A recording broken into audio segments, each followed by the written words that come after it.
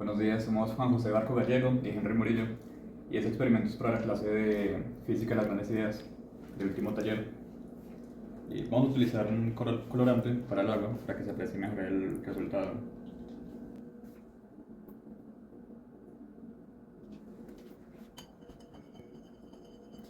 Y luego, utilizando el beaker, se puede hacer con un vaso de vidrio normal, pero se dañaría por las altas temperaturas la que se puede hacer, porque esto, que es lo que le vamos a echar, es alcohol de 96 grados.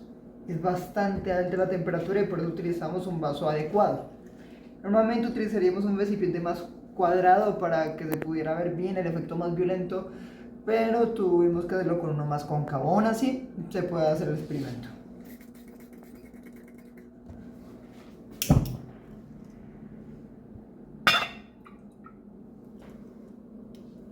Como se pudo notar antes, el agua estaba en esta superficie, ¿no?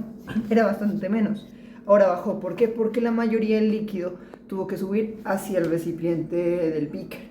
De hecho, llegó hasta por ahí unos 600 a 400, como se podrá notar en el beaker.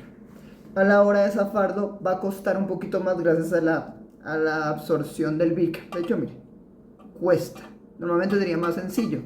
Aún así se puede hacer, solo que hace ese efecto. Buenas. Bueno, en este vamos a hacer una breve explicación del experimento de los principios físicos de qué pasó.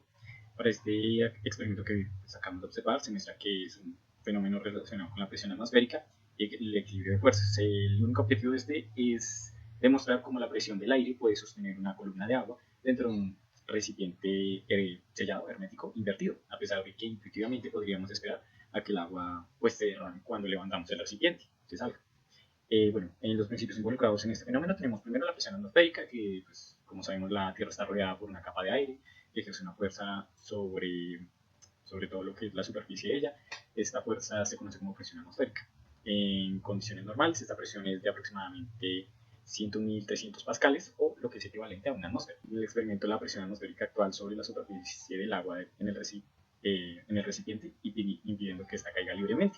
El segundo principio que vemos aquí involucrado es el equilibrio de fuerzas. Cuando el recipiente se llena de agua y se invierte, la fuerza hacia abajo ejercida por el peso del agua es contrarrestada por la fuerza hacia arriba de la presión atmosférica. Esto crea un equilibrio que mantiene el agua en su lugar siempre y cuando no entre aire al recipiente. Es decir, cuando levantamos completamente el recipiente, pues el aire entra por debajo, se rompe esa tensión y ese equilibrio de fuerzas y pues, sale el agua dentro del recipiente. El tercer principio es el vacío parcial, que al invertir el recipiente se crea un espacio vacío o un espacio de baja presión. En la parte superior, este vacío parcial es clave ya que permite que la presión atmosférica exterior empuje el agua hacia arriba, manteniéndola en su lugar. Un breve análisis de este experimento. Podemos decir que vemos que el agua no se derrama inmediatamente al invertir el recipiente. Esto ocurre porque la presión atmosférica es lo suficientemente fuerte como para sostener la columna de agua. Sin embargo, si se permite, como ya lo había dicho anteriormente, que el aire entre por debajo del recipiente, por decir inclinándolo ligeramente o sacándolo completamente, el equilibrio se rompe y el agua cae. Esto es lo que se debe a la presión interna y externa. Esto se debe a que la presión interna y externa es igual,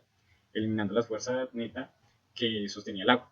Esto lo podemos ver en la cotidianidad como, no sé, en jarras y botellas. Cuando usamos una jarra para servir agua y líquido, no se derrama inmediatamente debido a que la presión atmosférica solo cuando inclinamos la jarra y permitimos que el aire entre en ella y pues así el agua fluye. Si nosotros intentáramos servir con una tapa completamente sellada y solo una boquilla donde saliera el agua, vemos en la cotidianidad en el sistema de plomería, los equipamientos utilizados en los baños, funcionan bajo principios similares. La presión atmosférica ayuda a mover el agua a través de las tuberías, incluso en contra de la gravedad. Y también en la física, en los instrumentos como los barómetros que miden la presión atmosférica, que utilizan principios similares para detectar cambios en el clima. Un cambio de la presión puede indicar que llega un frente climático. Entonces, cuando el barómetro marca más presión, es porque encima de nosotros hay más nubes, hay más peso.